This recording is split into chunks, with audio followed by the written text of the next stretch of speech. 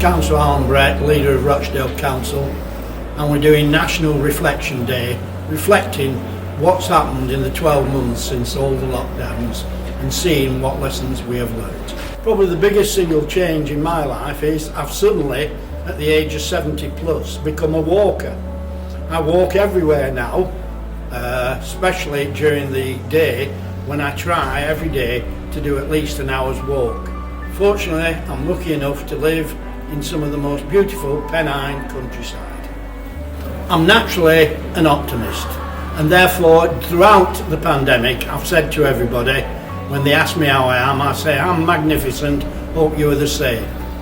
I keep giving the message when I keep in touch with certainly all the councillors, stay safe and stay healthy. But I think the future is good. I hope we build on all the voluntary work we've all done. I hope we build on all the communities we've made. I certainly know all my neighbours a lot better than I did 12 months ago.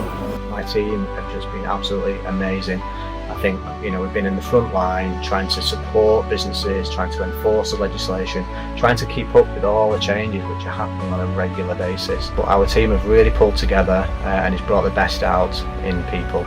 And working with other departments as well, it's just phenomenal, and I'm really proud actually. There is light at the end of the tunnel, and my hopes are that we can kind of resume to some level of normality, whatever that may be. So despite the really challenging year that we've all had, I would like to share some of the work that the Public Protection Service has delivered on in the last 12 months. Right back at the beginning, when the first lockdown was announced, it came as a big surprise to everyone. We were all trying to get our heads around what this meant. We did an awful lot of work in putting together packages of information to help businesses certainly prepare for reopening.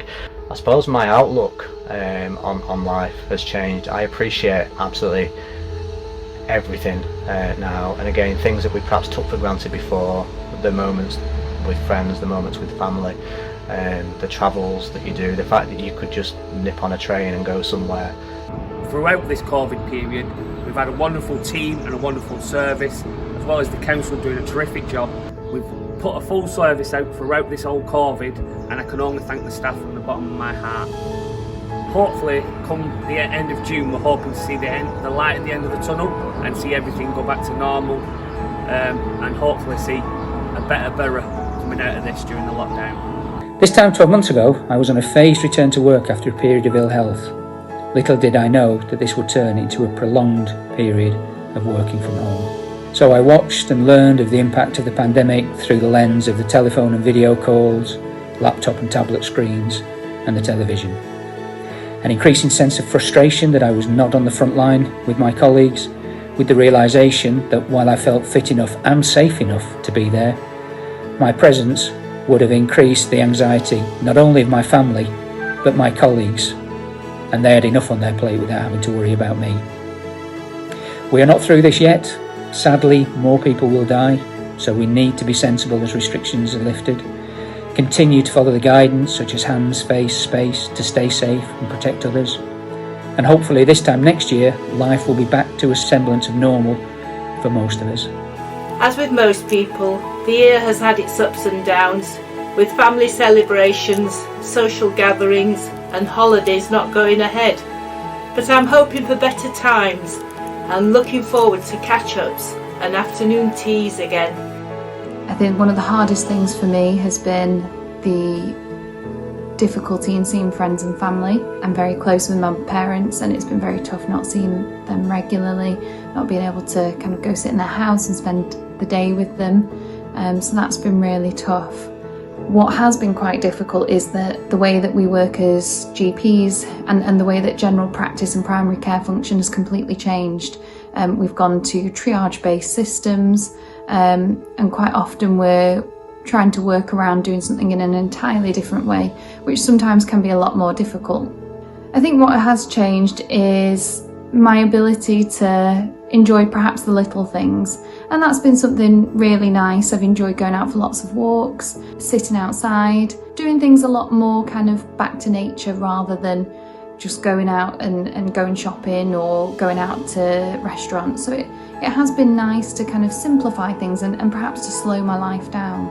So missed my friends, so missed my work colleagues, who'd have thought.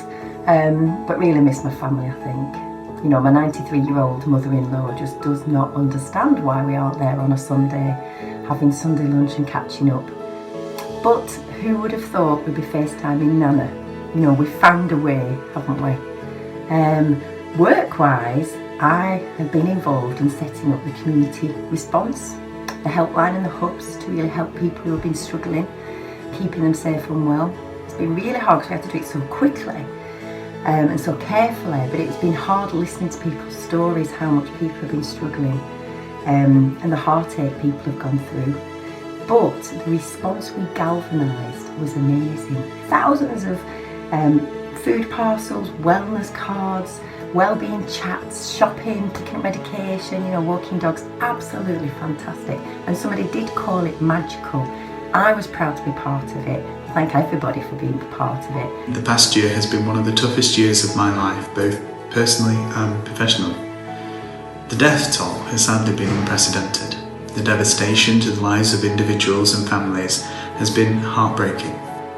Personally, I've really missed seeing my friends and family. Sadly, my father passed away earlier this year.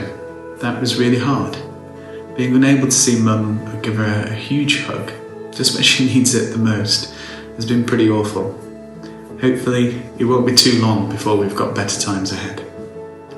Alongside the sadness, I felt humbled and proud to see the energy, drive, dedication, care and compassion from all our colleagues in the NHS, our teams of volunteers and society as a whole, who have tried their utmost to help people in need. The unprecedented response locally and nationally with our immunisations programme is extremely positive. It gives me a lot of hope for the future. I run a Christmas toy collection every year for Rochdale, and the coming together of various people in the community last year was like nothing that we've ever seen before. We anticipated it being a difficult year this year, and we anticipated people struggling to support us, and we actually had a better year than we've ever had before. We got involved with a number of charities who we've never been involved with before, and lots of local businesses stepped in to help us. There was a real coming together. It was a really good example of the cooperative spirit that is here in Rochdale. I'm really impressed by all the brilliant work that everybody has done in relation to COVID response. I know that our social care staff, our residential home staff have done everything they can to keep our residents safe.